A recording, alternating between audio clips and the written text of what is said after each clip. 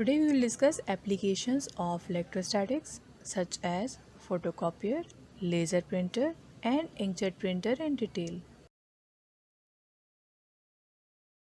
Photocopier. Most copy machines use an electrostatic process called xerography, a word coined from the Greek words zeros for dry and graphos for writing. Basically, xerography is a dry copying process.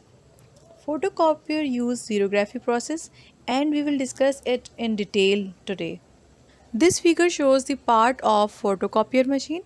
Here we place master copy, which is original paper and it will be copied.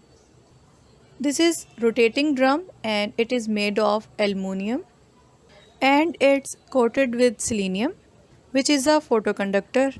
An electrode, which is known as corotron, gives the entire selenium surface a positive charge in the dark. Now this rotating drum is positively charged.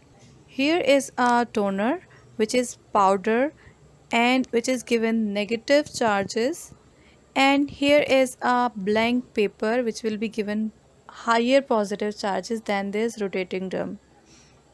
Now we will discuss each step in detail. Charging the drum.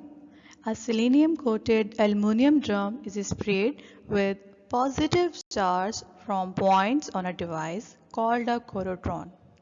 Selenium is a substance with an interesting property. It is a photoconductor. That is, selenium is an insulator when in the dark and a conductor when exposed to light. So, basically we are taking an aluminum cylinder because aluminum is a good conductor and it is coated with selenium, and selenium is a photoconductor, which means it will conduct when exposed to light. This cylinder is sprayed with positive charge by the help of electrode called corotron.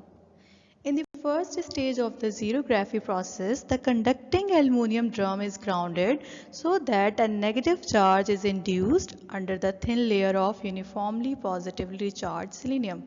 So this cylinder is charged positively.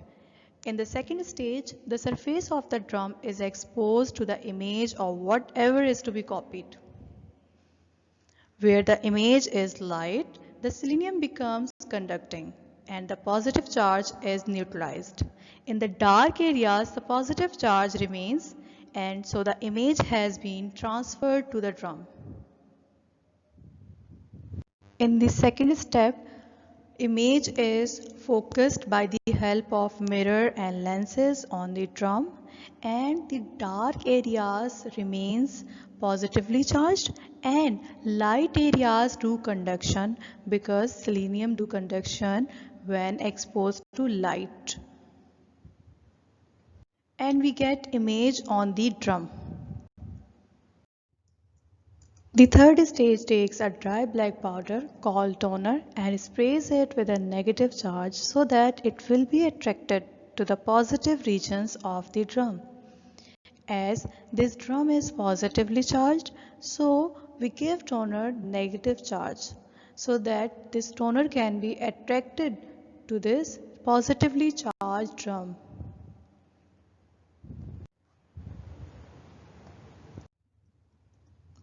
Next, a blank piece of paper is given a greater positive charge than on the drum so that it will pull the toner from the drum.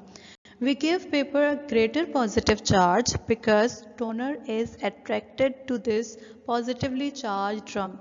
So to pull the toner from this positively charged drum, we need to give this paper higher positive charge than this drum.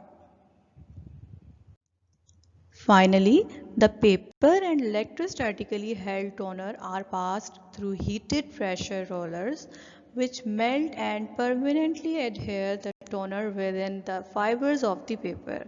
Let's conclude all the steps of photocopying machine by the help of this animation. First we place master copy here. This aluminum cylinder coated with selenium is given positive charge by the help of corotron. Now image of master copy is focused on this rotating charge drum by the help of mirrors and lenses. Dark and light areas of master copy is produced on the rotating drum. When this rotating drum is exposed to light, the dark areas retain their positive charge but light areas do conduction. So, a positive charge image of the document remains on the selenium surface. Now, this negatively charged toner is adhered to the surface of drum. This blank paper is given higher positive charges than this rotating drum to pull this negatively charged toner from the drum. Now the paper and adhering toner pass through heated pressure rollers which melt the toner into the fibers of the paper and produce the finished copy. Laser printers use the xerographic process to make high quality images on the paper, employing a laser to produce an image on the photoconducting drum. So by the help of laser printer we get high quality images on the paper.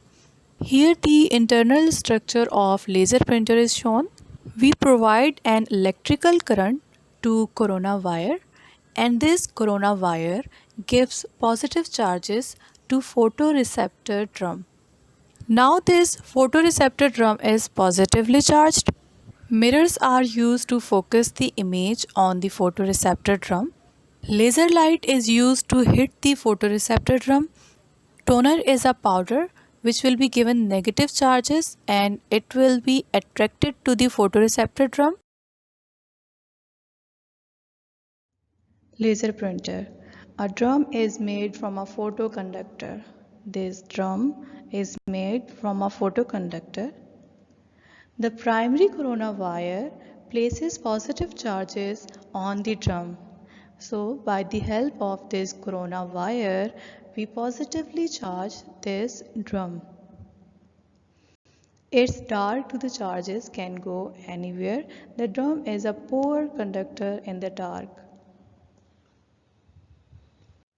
because photoconductor conducts only when exposed to light.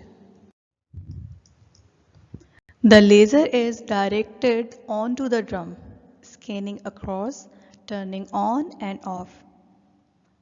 Here it can be seen that laser is scanning across and turning off and on. Places where the laser light hit can conduct and the positive charge leaves the drum surface. Negatively charged toner is applied to the drum. Toner is negatively charged because this drum is positively charged and this will attract the negatively charged toner. It is attracted by the drum. Next, positively charged paper is introduced and this paper have higher charges, positive charges than this drum to pull the negatively charged toner from the drum. It attracts the toner more strongly than the drum. After picking up the toner, the paper is discharged so that it won't cling to the drum. At this stage, the toner is just sitting on the page. Next, it passes through the fuser heated rollers. When a laser printer is warming up, the fuser is literally warming up. The toner is melted into the page.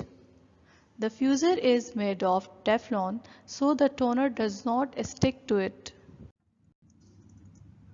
The drum is exposed to light, the erase lamp, so that all of the charge can leave it. This erases any image written onto the drum by the laser. It is ready for the next page. This animation shows the complete process of laser printing. The rotating photoreceptor drum, corona wire, which gives charges to the rotating drum, laser, which is scanning to the rotating drum surface, negatively charged toner, which adheres to the photoreceptor drum surface, greater positively charged paper, which pulls the toner, heating rollers, which melt the toner onto the blank paper. Inkjet printer. To print a character on the product, individual drops of ink are electronically controlled to the correct positions. Ink is pressured by an ink supply pump and flows from the ink bottle to the nozzle. This point is ink nozzle. The nozzle uses ultrasonic vibration to break a pressurized ink stream into small droplets as it leaves the nozzle. At this point, we get stream of small droplets which are leaving the nozzle. The drops are ejected from the nozzle at high speed. So speed of these droplets, small droplets, is very high. They pass through the charge electrode tunnel and then on between the deflection electrode. This stream of small droplets eject or leaves the ink nozzle and then pass through this charging electrode and then from these deflecting plates. Here the drops are deflected by an amount which depends on the charge they were given by the charge electrode. When we do not need small droplets of ink, we just turn on this field, and due to this field, small droplets of ink are deflected when not required. After the drops leaves the region of the deflection electrode, they continue to travel in their own new direction until they pass out of the printhead and to the substrate. Drops that are not required for printing are caught by the cutter and subsequently recycled back to the ink bottle.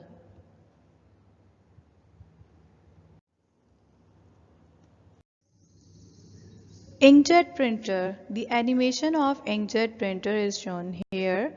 Ink supply pump takes ink from ink bottle and then supply it to the printhead. Printhead shuttles back and forth.